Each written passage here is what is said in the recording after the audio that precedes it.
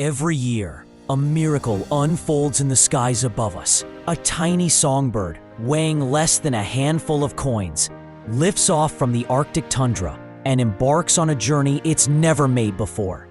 It travels thousands of miles across continents and oceans, through storms and seasons, only to turn around months later and make the journey back, returning not just to the same vast tundra, not just to the same territory, but to the exact same windswept shrub it started from.